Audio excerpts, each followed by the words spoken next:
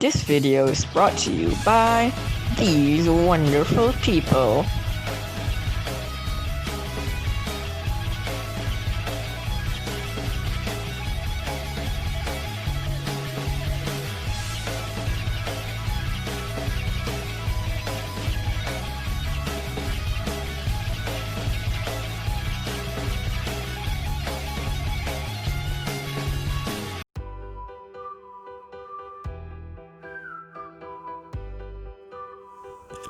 Today we will be looking at the uses of fungi as a renewable energy source, particularly as a biofuel and, more specifically, as a mycodiesel.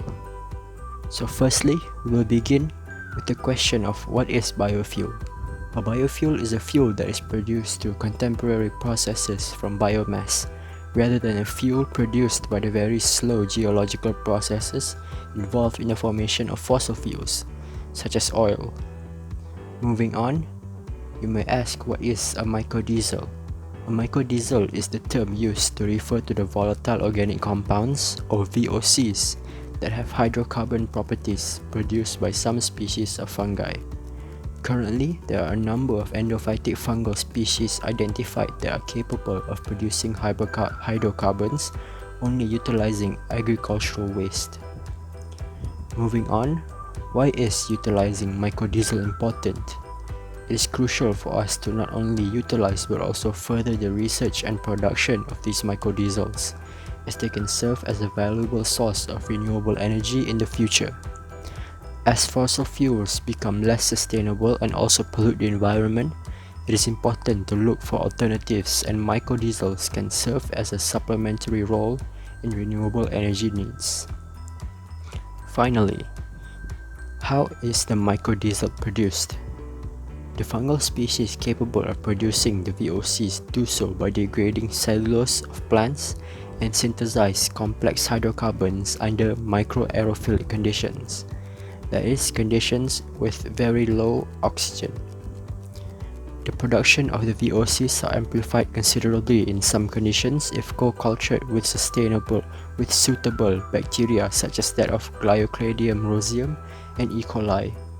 When cultured, they can alternatively also digest glucose and produce the VOCs as an end product. The first fungus that can produce mycodiesel is Ascocoride cycads. This is a species of fungus in the family Halothiaceae. This fungus lives in both sexual and asexual forms.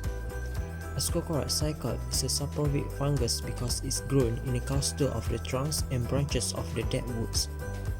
Analysis of the volatile organic compounds VOC of this fungus yield an array of the alcohol, ketones, and hydrocarbon that known as mycodiesel.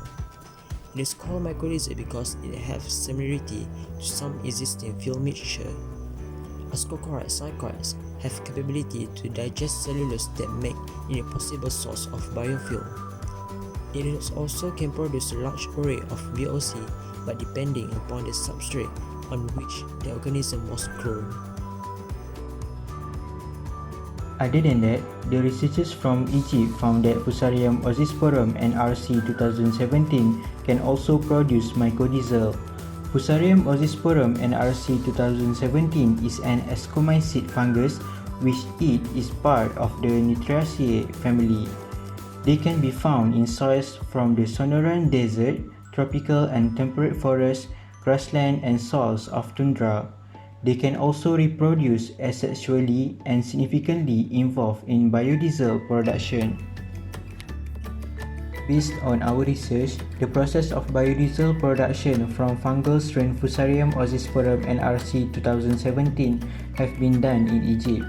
So the process of this biodiesel production began with the sample collection and fungi isolation. Some soil samples are collected from the several places in Egypt, and then the fungi are isolated using the soil cereal dilution method. After that, the isolated fungi are screened using Nile red stain. The Nile red stain actually is used to stain the intracellular lipid. After screening, molecular identification of the isolated fungi is performed. In this step, the fungal biomass is prepared and then the fungal genomic DNA is extracted. The fungal DNA also is amplified using the PCR method. The fourth session of biodiesel production, which is optimization of the culture condition for the best fungal lipid production, is also performed. The process is continued with the lipid extraction and determination. Lipid is extracted using the mixture solvent of the chloroform and methanol, while the lipid determination is performed by using the sulfur-phosphor-vanillin reagent. Lastly, the gas chromatography analysis and physical properties analysis is continued performed for the biodiesel production. Now we will move on to Aspergillus niger. Now, Aspergillus niger feed on plants to grow, mainly pectin, and for that the fungi needs to produce the enzyme pectinase to break down pectin. Thanks to Ebru Alazi's research, we now have the knowledge on how to increase pectinase production. She discovered the proteins responsible for the activation and repression of the genes that encode for the pectinase. Moving on to the mechanism, so when Aspergillus niger senses pectin, the protein GAAR is activated. When it doesn't sense pectin, the repressor GAAX is activated. GAAX disables the activator GAAR and pectinase production is stopped. Alazi then mutagenized the fungus with UV light, isolating the mutants. One mutant in particular has the GAAR allele that did not get inhibited by GAAX.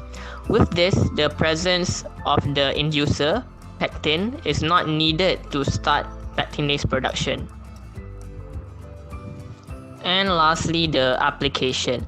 So Alazi also made mutants that produce more GAAR activators than normal. These mutants can produce more pectinases automatically without the inducer being present. This makes pectinase production sustainable and can be sold for cheap. These pectinases can be used for the production of renewable energy from plant biomass. By using these newly engineered strains, we can produce pectinases on any carbon source, which include the waste streams from agriculture, forestry, or food industries.